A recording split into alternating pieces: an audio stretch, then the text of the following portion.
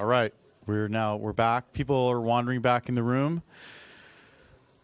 So we're going to head into the fourth quarter, and it's going to be kind of it's going to be a little bit of a grind in a good way. And to kick it off, we have another back-end compiler developer, one of the lead developers on the back-end compiler of Visual C++, Eric Brumer.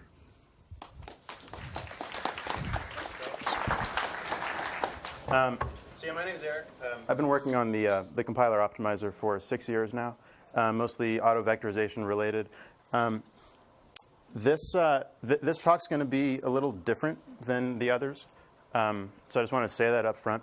We're going to be going into some of the internals of the compiler backend, sort of things you may not have known, things you might not want to actually know of how we actually generate code.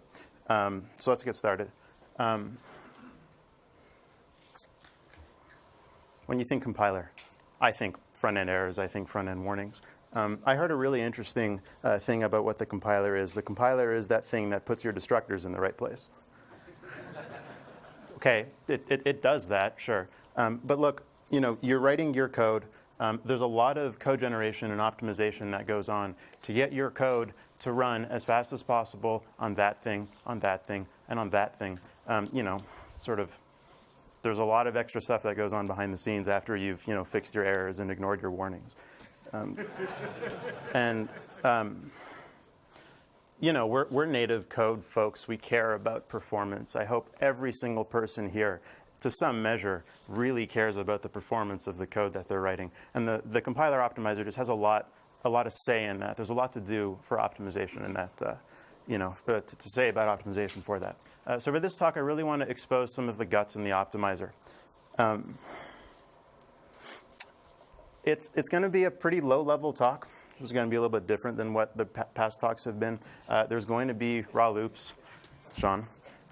There's going to be assembly code. There's going to be microarchitecture diagrams.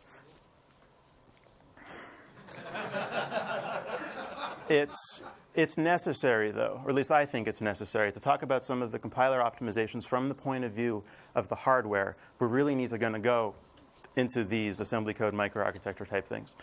So I want to talk initially about what modern processors actually are and how we can eke more performance out of it from the compiler's point of view. And then I want to give two optimizations that sort of take advantage of that kind of stuff. One's vectorizer and one's this indirect call optimization thing.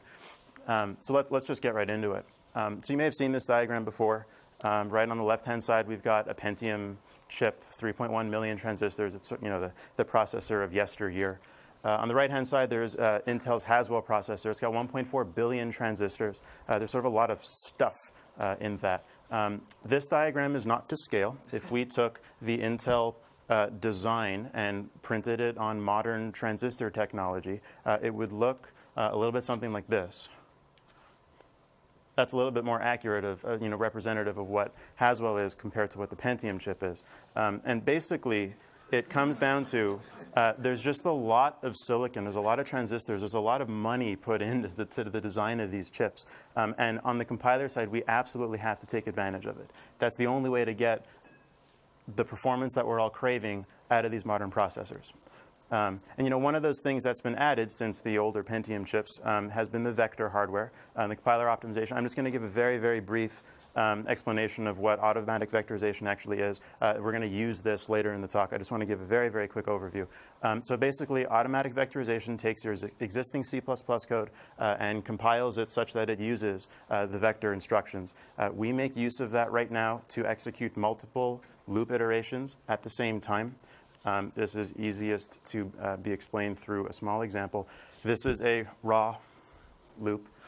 Sorry, I don't mean to be that guy, but I kind of am that guy. So this is a loop. I've got an induction variable I. It goes from 0 to 1,000. We're just doing a sub I equals b sub I multiplied by c sub I. And let's just say that a, b, and c are floating point arrays. They're floats. They're 32 bits. And if you look at what actually happens on each iteration of the loop, they're 32-bit operations. It's a 32-bit load of b sub I. It's a 32-bit load of c sub I. It's a 32-bit multiply and a 32-bit store of a sub I. So what does it mean to vectorize this? It means to turn the code into something that looks a little bit more like this. So instead of doing 32-bit operations, we're doing 128-bit operation. Specifically, it's not 128 bits, it's really 4 times 32 bits. So instead of loading one value from b sub I, we're really loading, and I like this kind of weird syntax for it, b sub I through I plus 3. We're loading 4 32-bit elements from b. Similarly, we're loading 128 bits from c sub I. We're doing a packed multiply. That's that mul ps instruction. It's just the vector instruction that the chip has nowadays. The goal of this is that we can get speed up because the loop only has to iterate 250 times. The real speed up comes from all that extra silicon that's available. This 128-bit multiply takes exactly the same amount of time on the hardware to execute as a 32-bit multiply. I just want to say that one more time so it sinks in. You can do 4 32-bit multiplies with one instruction in the exact same amount of time that it takes to do a single 32-bit multiply. That's sort of the key point that sometimes gets lost when you're talking about vectorization. All right, this is the first of many times we're going to see this picture. So, it's the microarchitecture diagram that I warned you about earlier. Specifically, this is the microarchitecture diagram for a Haswell core, a single Haswell core. On the diagram I showed you before, there were 4 of these on a single die, soon to be 6 on a single die, I think. In the C++ compiler world, we talk generally about the front end and the back end. So the front end of the C++ compiler does, lexing, parsing, that kind of stuff. The back end does code generation and optimization. You can also think about CPU chips in terms of front end and back end as well. It's easier to explain what the back end is first. And that's basically the execution units on the chip. So when you think about modern processor power, if you go to any website where you're going to buy a processor and you look up any Intel or AMD chip, it's going to list, I've got this many vector units that can execute this vector instruction set. I've got this, I've got this, I've got this many adders and stuff. That's really what the execution units are. And in the case of Haswell, there are 8 pipelines in each core's backend.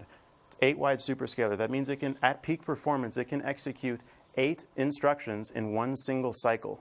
Right? So we're talking, a 2 gigahertz, 3 gigahertz chip. So those are the clock ticks. Every single cycle, you can potentially spawn off, or potentially ship off 8 instructions to the back end. So something to keep in mind. We're going to come back to that later. On the upper side, we've got the CPU's front end. The way I think about the front end is its job is to ship instructions to the back end, the execution units, as fast as possible. Noticeably, the way that's really done is with powerful branch prediction. And we'll get into more. We'll get into more of that later. But suffice it to say, I hope some of you guys have at least heard of branch prediction before. In general, most code is not as straight line as we all think it is. Even though you might write a bunch of code that looks like this, there really are a lot of branches. The last time I checked, 1 out of every 5 instructions that's executed by the processor is a branch. And at peak performance, when you can execute 8 instructions at a time, you're going to see at least 1 branch every cycle. That's on average. So, being able to predict what those branches are actually going to do is absolutely critical to modern performance, or performance of native code on modern processors. We're going to get into that in some good detail later. So that's all hardware, sort of pretty low-level stuff. I want to now talk about some compiler optimizations. So what do I mean when I say vectorizing for modern CPUs? It just means we're going to take advantage of all that silicon that the chip has to offer. Remember, all that silicon that the chip has to offer. And one of the things we do is something I call conditional vectorization. I want to motivate this with an example. Look, conditional vectorization, we're going to vectorize a loop and guard the vector loop with runtime checks in the case of overlap. It takes 5 seconds to explain, but I want to go into some absurd depth into why we really need it. I think it's beneficial for folks to sort of understand where compiler optimizer guys are coming from. We sort of don't just make things up as we go along. There really is a lot of depth to the things that to some of the optimizations. So we're going to be spending a little bit of time on this code right here. It looks a lot like that last example that I just gave about vectorization. It's the same for loop. It's the same inside. A sub I equals B sub I times C sub I.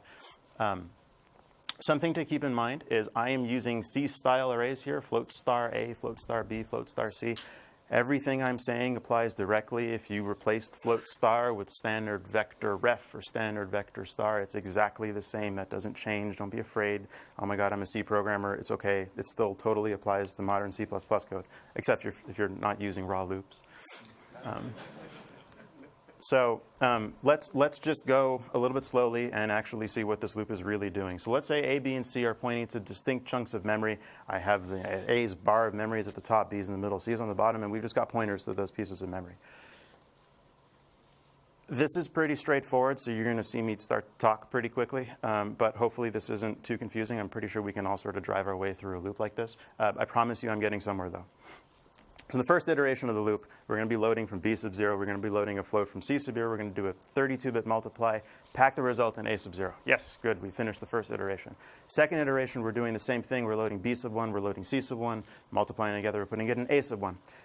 This is pretty easy to vectorize if I handed you a way to load 128 bits of memory in an instruction that did that packed multiply, that mul-ps instruction. Right, you just do 4 at a time. You load 4 elements from B, you load 4 elements from C, you do that packed multiply, you store it into A. Okay, this is not all that interesting. Where's the interesting part? The interesting part comes if there's overlap. So what if instead of 3 distinct chunks of memory, we just had 1? And those pointers are pointing to portions inside of that. So here I've got B pointing to the beginning, I've got C pointing to this third element, and I've got A pointing to the 5th element. And I will state this again, if you replace the float star with std vector ref or std vector star or whatever, you can still have the situation. You can initialize a std vector by giving it a floating point pointer. So this totally applies to C++ code as well. Okay, now I want to start running this code again. And I'm going to start by doing it 1 iteration at a time, and you're going to sort of see where things get a little confusing. So the first iteration of the loop, you load from B sub 0. That's at the beginning of the array. Then you load C sub 0. So the next element also happens to be the same thing as B sub 2. You do the multiplying, you store it into A sub 0. Okay, great. The next one, you're loading B sub 1, you're loading C sub 1, and you're going to store it into A sub 1. And A sub 1 also happens to be the same thing as C sub 2, kind of interesting. The next thing, we're loading B sub 2, we're loading C sub 2, and we're going to multiply those and store it into A sub 2. Okay, here's an issue. A sub 0 feeds C sub 2. So we just loaded on the third iteration of the loop from C sub 2, that one chunk of memory, that vertical red bar right there. But on the first iteration of the loop, we wrote to that particular spot in the loop. And this right here causes the vectorizer to go a little bit crazy. So the easiest way to do that is what happens if we actually try to naively vectorize this? What happens if we actually try and do this 4 iterations at a time? We would load the first 4 elements from B. We would load the first 4 elements of C, and already we've got a problem. We are already loaded C sub 2, but we haven't yet written to A sub 0 yet. You're going to get a different answer if you naively vectorize this loop. That's all I'm really trying to say. Is that clear? I hope it's clear. Should be pretty clear. Good. One way of saying this is that the presence of overlaps prohibits vectorization. Anyone here? Have you actually ever written some code where pointers actually overlap, where arrays actually overlap? And here's the thing, the law of large numbers tells me there's going to be 5 people in this room that actually do it. I count 1, 2, 3, 4, 5, 6, 7. Okay, it's pretty close actually. Now everyone's raising their hand. Yeah, thanks. But look, most of the time, arrays really don't overlap, right? They could, but for the most of the time, they don't. So I don't like that statement. I'd rather much say the presence of possible overlap prohibits vectorization. That one single word changes the landscape a little bit. The compiler's still able to generate fast code, and this is how we do it. We've got this situation. So at the top is the same source code we've been looking at for a little while. The bottom looks a little bit different now. It looks a little bit bigger, for one. So we emit the naively vectorized loop, that 4 iterations at a time. We also emit a duplicate version of the loop that is not vectorized. We then guard that vectorized loop with runtime checks that actually check, does A overlap with B? Does A overlap with C in the context of the loop? In this case, the range from A sub 0 to A sub 999. Does that overlap with B sub 0 through B sub 999, stuff like that? So you might seem okay just sort of to stop there and say, hey, this is what we do. This is the kind of optimization that we do. But I like to sort of take it all the way to the end and really talk about the performance, like the really nitty-gritty stuff about compiler optimizations. I really like that, and I hope going through it's going to be somewhat like enlightening. So what we've emitted, you wrote that loop. You wrote that one A sub I equals B sub I times C sub I loop. We are actually generating a vector version of that loop, a scalar version of that loop, and 2 runtime checks. Each runtime check has a compare instruction and a branch instruction, so it's 4 extra instructions of runtime checks. The code size of this increases by 7-fold. That's big. Yeah, that is big. Now, granted, a loop of this size overall is actually a small amount of assembly, so increasing it by 7-fold really isn't that much. But still, it's important to know that it's 7-fold. Speeds up, though, the whole thing. Of course, if there is no overlap. If there is overlap, there couldn't be any speed up. That would make no sense. But most of the time, there is no overlap. And we get a 2.63x speed up. It runs 2.63 times faster. First question that I'm sure most of you are thinking at this point, well, what if you just vectorized it blindly and you didn't have to duplicate the loop and you didn't have to insert the runtime checks? Right? What if the compiler was actually able to prove that the arrays didn't overlap? What would the speed up be then? Any guesses? Right? If we actually took the original source code and vectorized it without duplicating the loop and without inserting the runtime checks. Any guesses how much faster? Ooh. Chip, I heard Chip say 2.64, and he hasn't seen my slides before. It is 2.64, and you knew that because I put the speed up to 2 significant digits. So, I'm just going to say this again. If we vectorize this and didn't insert the runtime checks and didn't insert the duplicate loop body, we get almost the same speed up as if we actually have the runtime checks.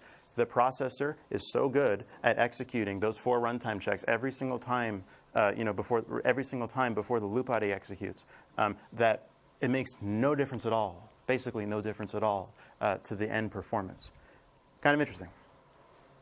Question? What's up? 2 questions. What's the change to the code size? Almost nothing. It goes up by just a little bit. The vector instructions aren't that much bigger than the scalar instructions. The other question was what's the performance impact when you run it on an architecture without vector support? Okay, so let me just repeat the first question for folks listening online. So what would the code size be? I've got my scalar loop without vectorization. That's this over here. And then I've got my loop that's got the vectorization but doesn't have the duplicate and doesn't have the runtime checks over here. How much bigger is this versus this? And it's not that much bigger, right? The vector instructions are almost the same size. They're just a little bit bigger than the scalar instructions. That could change if we decide to unroll more aggressively or less aggressively. And our compiler does make those decisions based on vectorized versus not. Yes. Yeah, it's huge. So what I'm saying is, how much does that 7x go down if you don't have the duplicate loop? If you don't have the duplicate loop, that 7x goes to 1.05. Let's guess. Yes. Okay. Yes. So there's not a difference in runtime speed for vectorization with runtime check and without the runtime check. That's right. There is not. Like a 7x difference in code size. Yes, that's absolutely right. So there is no runtime performance difference if you're talking about duplicating the loop in the runtime checks, but there absolutely is a code size difference. Absolutely. That's right. Guys, I've got a lot more. We'll take some questions in a little bit. Yes, and so why is this really the case? And it's all that extra silicon that's available. Yes, the code size is absolutely important, but for now, and just now, I am focused largely on the performance of code. However, for every single optimization I give, I will be describing what the code size increase or decrease is going to be. Okay, I've got another example of this conditional vectorization. This one's sort of taking it to the extreme.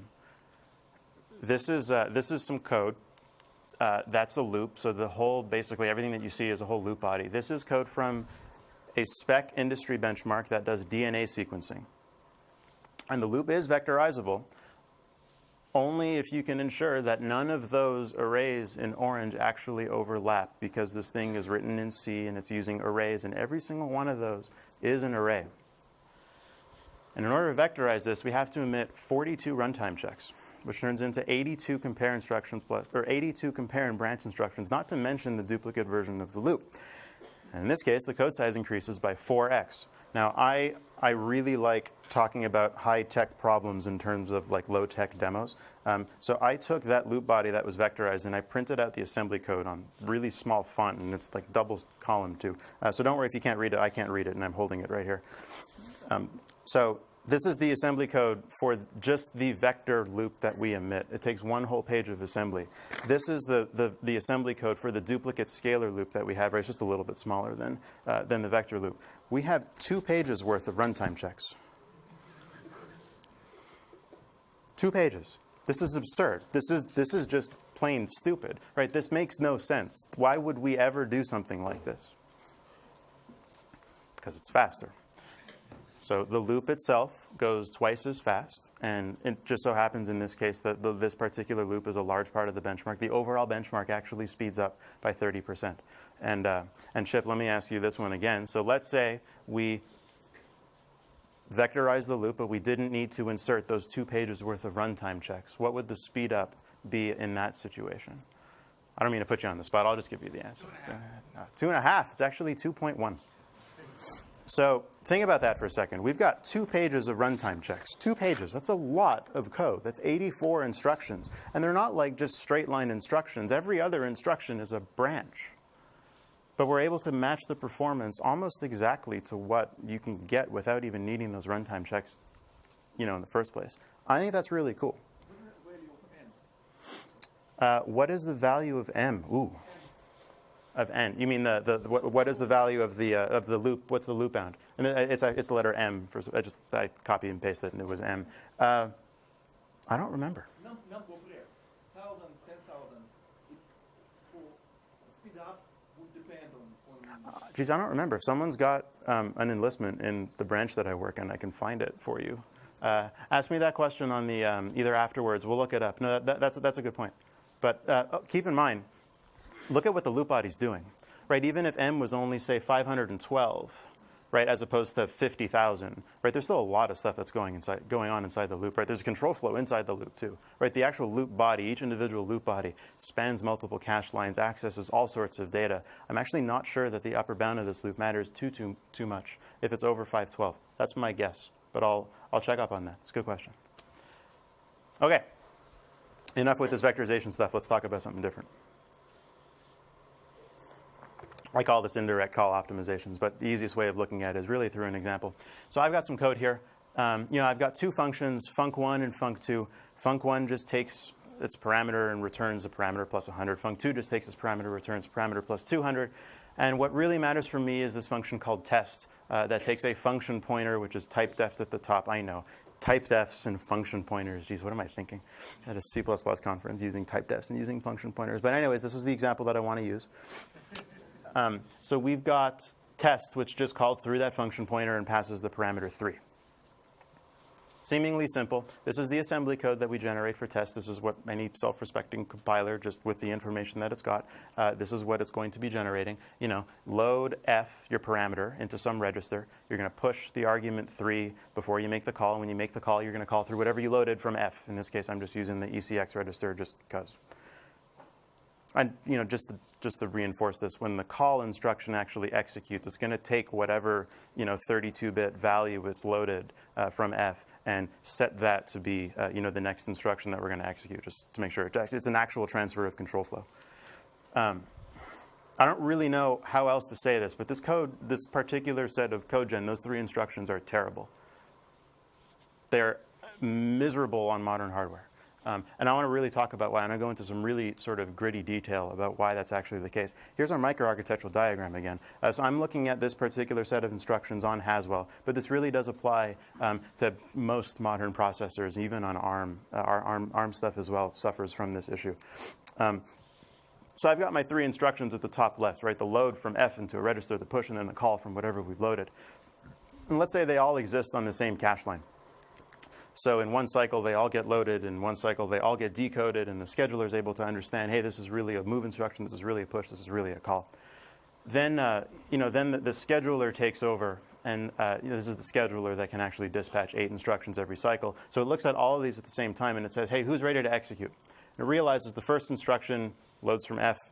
OK, let's start executing that. And at the same time, it realizes the push has nothing to do with that move.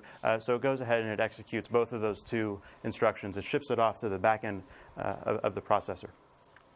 What about this call? Can't execute this call yet because we haven't yet loaded from F. This seems trivial Yes, of course you haven't loaded from F. So what? You load from F and then you call.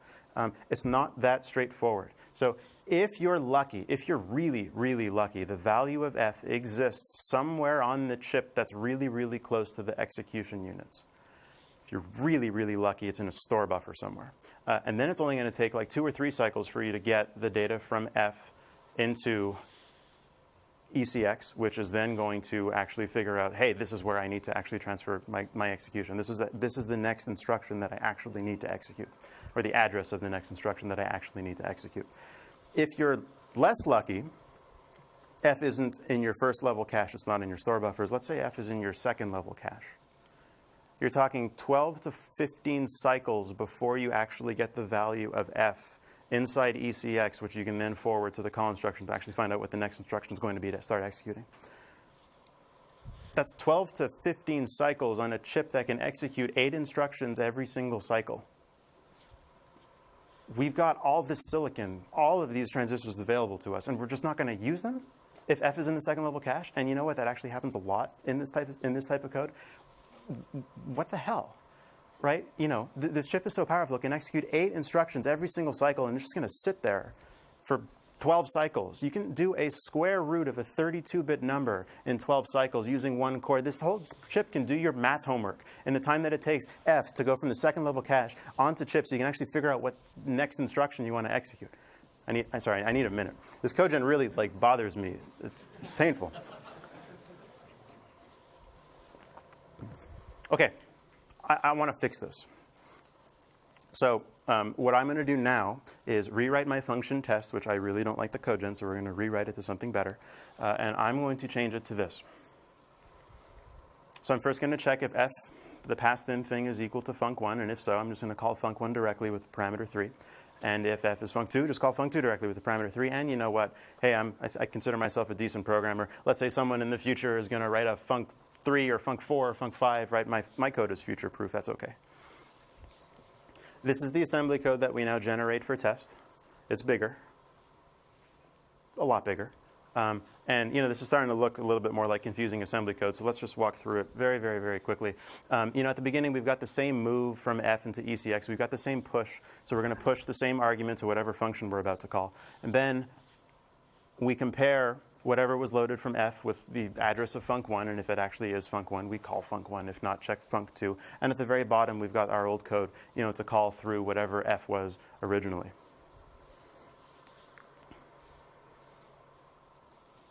That jump right there, that's guarding that direct call to func1, is really important. All right, I want to explain why by going through the same exercise with all these instructions on the same microarchitecture diagram. So let's say we've got our first 5 instructions. They all exist in the same cache line. They can all be loaded at the same time. They can all be decoded in one cycle, and the scheduler is able to interpret all the instructions and figure out what's ready to execute. And just like before, the first 2 instructions, you know, the load from F and the actual push, they can be sent off right away to the execution units. And similar to before, we still have a stall on that compare, right? The compare is comparing the value of F to something, but we haven't loaded the value of F yet, right? That compare might actually have to stall for the same 12 to 15 cycles that our old call had to. The fun part comes is we can predict if this branch is taken or not. We can leverage what the hardware developers have done in terms of branch prediction. You're talking like 90-ish% accuracy in terms of being able to predict this branch. Let's just say we predict this branch is actually not taken. Let's just say we predict that the value of ECX really is func1. We go ahead and we speculatively execute this call instruction. Now what's nice about that is we know what we're calling. We're calling func1. The address of func1 is built into that instruction. We just go ahead and start executing.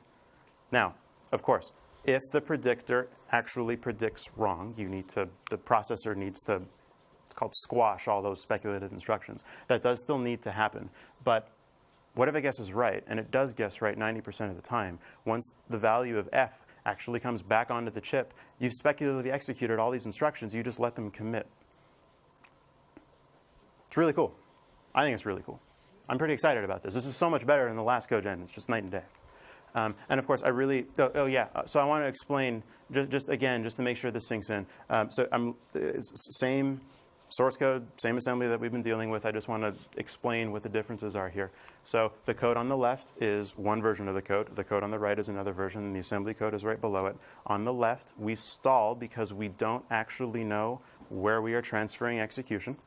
The code on the right, we are not stalling. We are entering speculative execution mode, and we're taking advantage of the branch predictor.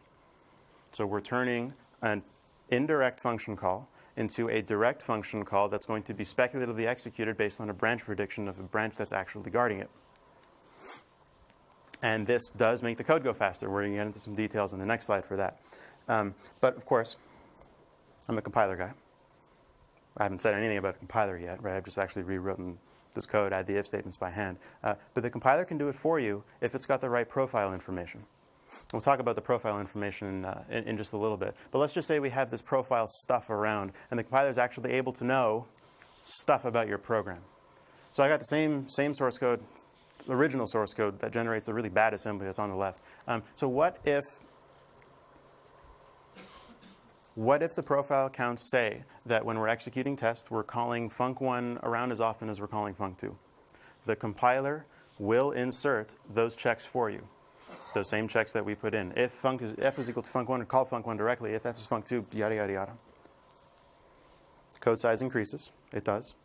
We've established that by now. There's a 10% performance win. 10%. It's pretty good. That's nothing to like shake a stick at. If I'm working on my code, if I made my code run 10% faster, that's a big deal. So I don't want to like gawk at that it's just 10% because we're going to get better as we go. But 10% is still pretty good. If the profile accounts say the test is only, say, calling func1, or that it's calling func1 a lot more often than it's calling func2, it's only going to insert that check against func1. And that's the code generation that we emit. Code size increase is not as bad. It's only 3.4x. Oh, by the way, all the numbers that I'm giving are with the Visual Studio 2013 compiler. Everything is like totally reproducible. I try my best not to lie, but you know, if you catch me saying something stupid, please, I'll be more than happy to fix this stuff. But for now, this is my best attempt at this. And if func1 is called more often than func2, the branch predictor doesn't have to work as hard. And we end up getting a 15% performance win. We're getting better. We're getting better. Anyone know what's coming next? There's room at the bottom for one extra piece. What happens? Take a guess, sir. If you are always calling func1. So one thing I haven't gone into detail yet, and we'll go into detail later. These are profile counts. So you've taken your source code, you've compiled it with special switches. I'll talk about that a bit later. I just don't want to distract from this. You run your code. All right, let me finish, and then I think I actually understand what you're really asking. So you run your code, and the profile counts tell you, hey, every single time you've called test, you're really calling func1. Does that actually mean there is no possible code path that you could ever call func2? Right? The compiler is not necessarily able to prove that in this particular case here. If the compiler is able to tell that func2 exists absolutely nowhere in your program, yeah, we'll do that just without even profile counts. We'll absolutely do stuff like that. But no, what I actually am interested in is what if the profile counts tell us that test calls func1 way more than func2, but we then decide to inline func1. That's what the code generation effectively looks like. It checks to see if f is equal to func1, just return the value, because we're able to inline it and figure out what's actually going on. That return is a very, very straightforward transfer of instruction execution. We don't even have to call another function. And all that stuff happens speculatively. And if f really is func1 most of the time, yes, code size increase 2.7x. I always got to talk about the code size increase. We got a 30% performance win. It's 30%. It's 30. That's cool. Come on. All right. And all of this is compiler driven, given you've got the right kind of profile counts. We absolutely do speculative inlining type of stuff like this, where we take an indirect function call and we turn it into a direct function call. Now, I work on a pretty old code base, and half of it is written in C. So yes, I do write code that has function pointers.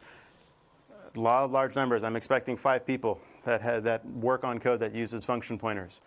What do we got? Ooh, lots more than 5. Ooh, lots of people use function pointers. Maybe you know what's coming next. Let's fast forward to modern C++ code, just for a second.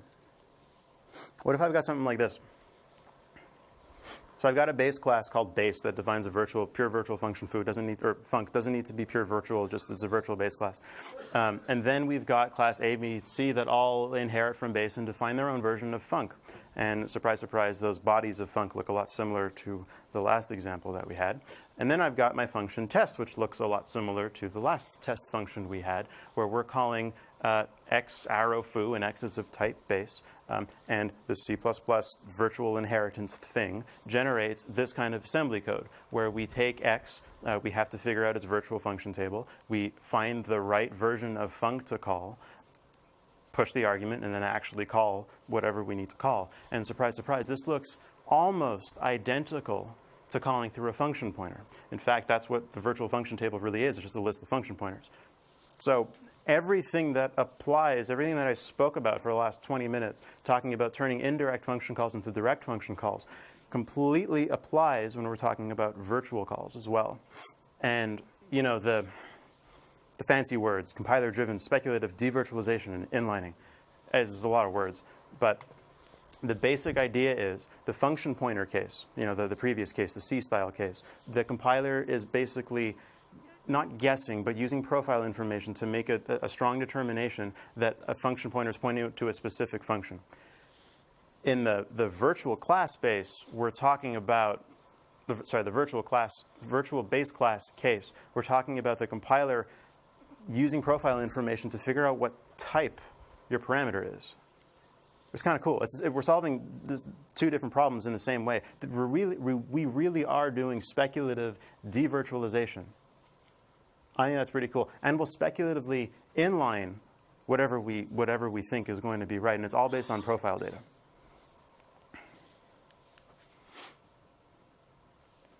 All right, so I want to do a little recap here.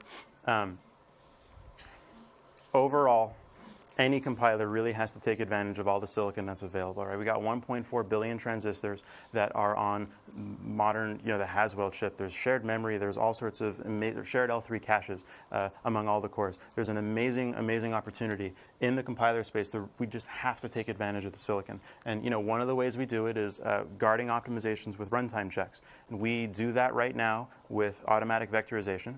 I would love to extend that to other optimizations as well. It's just that when you are able to vectorize a loop, there's a pretty dramatic impact to performance. So we've targeted the speculative or the conditional optimization stuff more towards the vectorizer. And if you're interested, go on MSDN and search for this QVec report thing. So very briefly, if you take some code and you compile it with turn on optimizations, and you compile it with the QVec report :1 switch, you're going to get a list of all the loops that we have automatically vectorized. If you throw the /QVec report :2 switch, you're going to get all the loops that we vectorized, plus all of the loops that we didn't vectorize with a little reason code that explains why. So you're going to get a message like, loop on this line was not vectorized due to reason 1305. Now, I know that whole reason code thing is a little weird, and when you're using it for the first time, you're like, what the hell does reason 1305 mean? That means absolutely nothing to me. I wrote all those, and what I really wanted people to do was to actually go to MSDN and actually look up what the error code was, because I've got pages and pages of documentation that explain each error code and what you can do to try and fix it. Specifically, error codes that begin, or the message codes that begin with 15, so like 1501, 1502, all of those have to do with the pointer disambiguation runtime check stuff. So you're going to get messages like, we did not vectorize this loop because it needed runtime checks, but the runtime checks were too complicated to add. Or we could not vectorize this loop because it needed runtime checks, and we thought that the runtime checks were not going to be worth the performance win. Stuff like that. So those are kind of interesting, and those are all on MSDN. Yeah, I thought about putting the QVec report :2, could not vectorize this loop because we couldn't prove your upper bound doesn't change within every iteration of the loop, and that prevents that. And just sort of, you can't distill like 2-3 years worth of compiler work into a one-line error message. So I'd intentionally made these 4-digit codes that you have to look up MSDN, and I think there's an interesting dialogue that comes along with that. Anyways, that's a small rant. Yes, of course, the profile counts that I mentioned, specific to Visual Studio, the Visual C++ compiler, is profile-guided optimizations. So we've got all sorts of blog posts that explain what we do with Pogo, how Pogo works. Basically, you compile your code with an instrument flag. It generates an instrumented version of the binary that computes stuff, or counts stuff. It counts things like indirect function calls, virtual function calls, what things were actually typed appropriately, or what were the types of certain things at certain points of the program. It counts what code is hot, what code is cold, what data is hot, what data is cold, and then when you compile your code again with those profile counts as input, you get sort of better optimizations. And just using Pogo stuff, you can get pretty radical performance wins, like, again, between 10 and 30% sort of across the board for CPU stuff. It also reduces the working set workloads because it takes all your cold data, so data that you don't access very often, and puts it in one portion of the binary, and it packs all your hot data together so you access fewer pages of memory in the long run. It's really cool stuff. And no talk about performance would be complete without mentioning profiling tools. If there's anything that anyone could ever take away from any kind of performance talk, is you have to profile all the time, always. I recommend, if you're on Windows, the Visual Studio Profiler. You'll find out in a very pretty format what part of your code is hot. And that's where you're going to start beginning your investigation. If you're interested in learning things, how many times did this branch predictor guess wrong on this particular branch? Or how much data should have been in the L2 cache when it wasn't? And what kind of performance hit would this actually cause? Or how much performance win would I get if I made my data set just a little bit smaller so everything all of a sudden fit in the L3 cache? You're going to need to go to the hardware vendors' performance analysis stuff for that. So that's Intel VTune Amplifier XE and AMD's Code XL are two good programs for Intel chips and AMD chips. I like putting these links up at talks. So we've got all our compilers, switches, interesting things that you could look up there. Maybe there's things that you don't know about that can actually give interesting performance wins. If we, STL mentioned before that we should get rid of 32-bit cogen. I would love to get rid of 32-bit cogen. But in the meantime, yes, thank you. In the meantime, 32-bit cogen, you basically have 4 general purpose registers, sometimes 5, sometimes 6 if you're lucky. You can up that to 7 or 5, sometimes 6, sometimes 7 if you're lucky, with a special set of switches that I don't want to talk about because that's going to start a flame war. It's the frame pointer omission stuff, which some people think is good, some people think is bad. Depends what you're looking for. I don't want to get into it. We've got a cookbook and a series of blog posts for automatic vectorization that's on the native concurrency blog. Jim Hogg has been, he's the program manager on the optimizer team. He has been doing a great job, all sorts of interesting blog posts. We've got stuff on the Visual C++ blog as well as on the native concurrency blog. And then shout out to Charles and Channel 9 Going Native. There are some really, really, really cool talks. I hope you guys know about it. STL has a whole bunch of series of talks on Going Native, on using STL, using all sorts of cool stuff.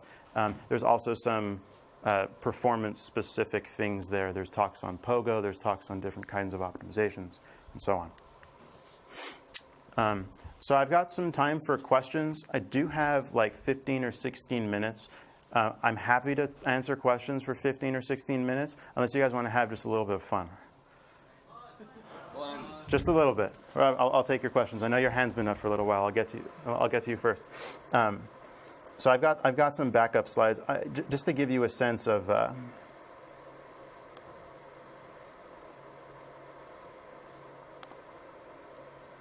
what we have to do with the runtime checks. So yes, the title of this part of the talk is called Wild and Crazy Runtime Checks. I like that name. So our loop body is a little bit simpler here. It's just a sub I equals b sub I times 2. The times 2 doesn't really mean anything. It's just that if we wrote a sub I equals b sub I, we don't vectorize that loop. If you try to run this code at home, we're going to say loop was not vectorized due to reason code 1206, whatever. And you look up 1206, and it says, oh yeah, we're not vectorizing because you're just really doing a mem copy. And hopefully the code generator just ends up calling mem copy for you. But what I really want to get at is what actual runtime check do we need to emit to guard the vector version of this loop. Let's say A and B are pointers that get passed in through a function. We can't necessarily prove that they don't overlap. What are the runtime checks that we actually have to do? This one's a pretty easy one, right? We just look at the range of A, right? Where the first element that we access is A sub 0. The last one's A sub 999. Similarly for B. And all you need to do is make sure that, if this is A sub 0, and this is A sub 0 and this is A sub 999. You just need to make sure that either the bottom thing is bigger than B or the top thing is less than B, just to figure out that those things don't actually overlap. So that's the range of accesses of A and B. That's the runtime check that we actually would omit. What about this one? So I've changed it just a little bit. A sub I equals B sub I plus 1 times 2. This one's slightly more interesting, right? The range of A goes from 0 to 999.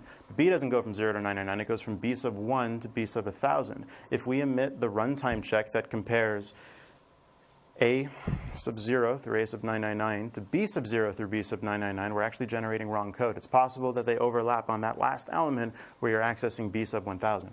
In this case, we have to this is the runtime check that we have to omit. Right, that plus 1 inside of B has changed the range of accesses of B that we have to check against. All right, next. What's the range here? Right, the range of A is pretty easy. It still goes from 0 to 999. But what does B go to? Right, with the first element, the lowest access of B is right when I is 0, that's B sub 1. And the highest is when I is 1000 and B is, the thing that we're accessing is 1000 plus 5. Which is actually wrong. That should be 1004. That's good? That's not good. The maximum value of I is 999.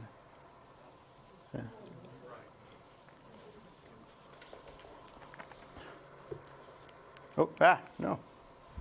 Well, actually, you know what? Yeah, I put the question mark. So what about this one? Right, what are the range of accesses of B if you've got I plus X inside one of the array references? Any thoughts? Is X signed? So that's funny, but let's go with yes. Is X a reference? No, let's just say X is a scalar value. You pass it into the function, and it's just an integer. It's just assigned int 32. All right, what's the range of B? The answer is it depends, right? It depends if X is less than 1 or if X is greater than 1. If X is minus 1000, right, it's a little strange that you're accessing B sub I, minus 1000. But, right, what if X is 0? Right, then you're accessing B, the first element, the lowest element is going to be B sub 0, and the highest is going to be B sub 1000. But what if X is 20? Right, it changes the range. So if you really wanted to omit the runtime check for this, you actually have to find what the minimum value of X and 1 is. You also have to figure out what the maximum value of X and 1 is. Things get really interesting here. We don't do this in the compiler right now. We do, I think, all of the other cases. I was thinking about what we would need to omit for this. And actually, you need to do min and max to make sure you get the right ranges. This is where things get real fun. What about this?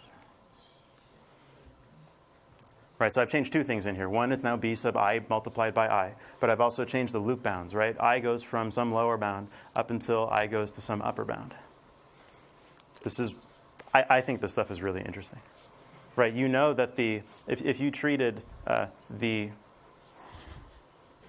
step inside the square brackets, right? The address thing that you're using for B, right? It's just the quadratic that hits with a root at 0 when I is equal to 0. But right, what if the lower bound and upper bound are both negative?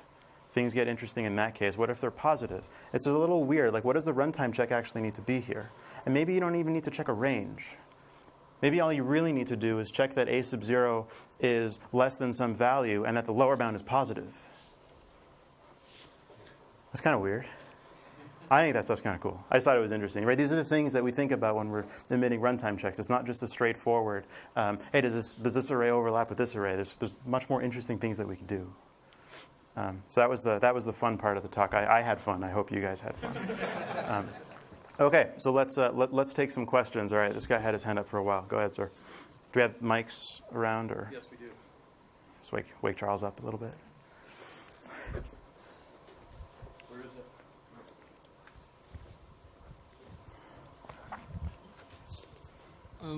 What looking on your example with basic class and hierarchy of virtual function and so on and so on. So definitely just based on of hierarchy of classes, we may say that we have 3 options for function call. So do you have in your optimizer options to emit if Yes. checks without profile information? Because it can be done just by static analysis of the code. Yes, so that's absolutely right. So we do that optimization to some extent. So we do not speculative devirtualization, but we do actual C++ devirtualization in a certain set of circumstances. We have a lot more work to do on it.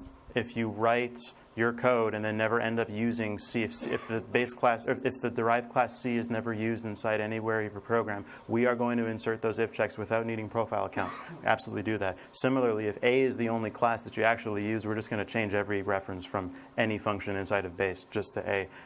But we know there's a lot of room for improvement there. Things get really interesting when you think about it in terms of compiling a big piece of code with static libraries. So let's say you've got some static library that shares a header file with whatever you're compiling against. How do you know that the static library hasn't created one of those base types? That's called type invasion analysis, and we have some of that. We just need to make it better. But yes, thank you for that question. How about letting us have some pragmas to give you hints about it? Because I'm fine if the code crashes if I lie to you, but I'd like to be able to tell you this array is memory aligned on 32 bits, so you can use aligned loads, so on. Okay, I want to spend a little bit of time answering this question. I'm a very long-winded person, and I think this question deserves a long-winded answer. So it's more than just pragmas. Let's take restrict. So restrict means if I've got int star restrict A. Oh, thank you, Ian, who works. Sorry to interrupt. Ian, who works with me on the optimizer team. He just told me what the value of M was in that loop. M is 10.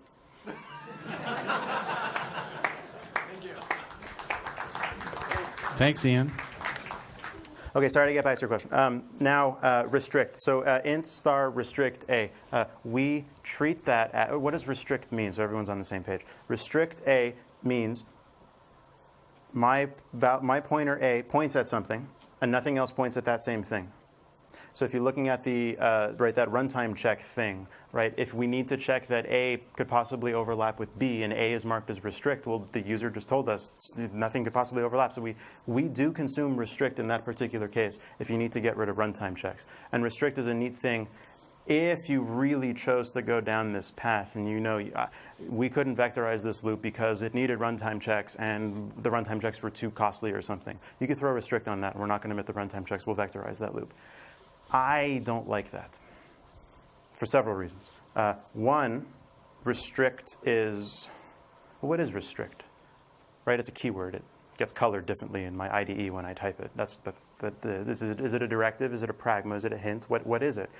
I know what restrict is. It's a loaded gun, right? That you take it and it immediately is pointed at your foot, right? Well, what if you get it wrong? And what if you get it right now, but 5 years from now, someone's modifying any other part of the code, and all of a sudden, you know what, there really is overlap now, and we can't do it, right? It's more interesting not just with vectorization, but in terms of automatic parallelization, where we could take a single loop and spread it across 40 cores, right? Then where pointer overlap just by one iteration can actually make a huge difference. That could not make a huge difference. Your code will be wrong. I really don't like restrict. I much prefer doing it in the compiler. So we do have interprocedural restrict analysis or interprocedural alias analysis where we gather what everything could possibly point to and what could alias with everything else. So we do get some of that information. Again, we know that particular part of the code also needs to be improved. Again, it's for the same reasons that the type devirtualization needs to be improved. But in some circumstances, restrict and those pragmas are going to be fine. But I can't in good conscience tell people to use them. That's sorry. Find someone else. They'll probably tell you differently. I have a question sort of similar.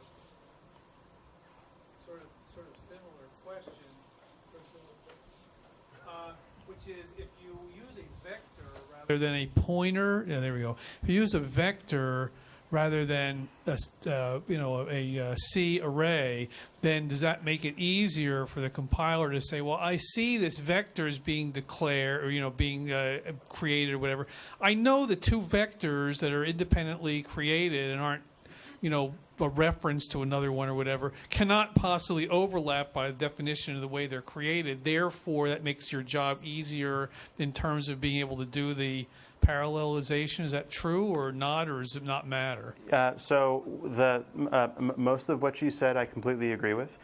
The one key part in there is how the vectors are created. The compiler has to see how the vectors are created, just as if the compiler needs to know how the C arrays are created. We know if the C arrays are created by just assigning from some global array or multiple global arrays that we know don't overlap. We don't need to do the runtime checks. That's part of that interprocedural alias analysis. And if you use a std vector, or if you just use stack arrays, or if you use global arrays, we'll figure that out, absolutely. But it doesn't matter if you use a vector or not. Okay, so it's not, you can do the same analysis in either case. I was concerned that since vectors and since arrays decay into pointers when you pass them into a function, that therefore you lose information. That with a vector, you can tell how big it is, so you can say, oh, I know this can't overlap even if I don't. You see what I'm saying? Since you get more information, does that help you or does it not matter? It might seem like we get more information, we don't get more information. Okay. Yeah. Cool. It really looks the same to the back end. Now, that is interesting because where I think the optimizer needs to start going is to consume a lot more information from the language and from the libraries. So I think the easiest example I can think of for this is all the different parallel for suggestions that are coming up of how to add some kind of natural parallelism to the standard library. The first versions of that are kind of come out, if we don't optimize those specially, then we're leaving a bunch of extra analysis on the floor. We're leaving a bunch of performance on the floor. The compiler optimizer really should know that when the user wrote std : parallel for instance, that should feed enough information to the optimizer to say, hey, optimizer, every one of these loop iterations is actually independent. Make that information, do whatever you need to do with that information. And I think there's a lot of room for growth in that area in the optimizer right now, at least for Visual C++. Two quick questions. For the runtime overlap checks, you were saying that they have to be completely disjoint. Is it acceptable for the vectorization instructions if the output does overlap, but like 4 slots or more behind the consumption? Is that okay? I'm thinking of like std copy, which, although it only works with single things, does permit overlap in one direction when you're not stomping over. Yes. So one of the things I feared when I gave the example of data dependence is that I was making it seem a little bit too trivial. You're absolutely right. If you're vectorizing by 4 elements at a time and your arrays overlap by greater than 4, this stuff's really complicated. You have to. Well, really if you're gonna write something you're going to consume, that's bad no matter how far. But in the reverse direction, I think you're okay. I assume you guys have already thought of this. Yes. Well, Okay. I think about this stuff like every night before I go to bed. Awesome.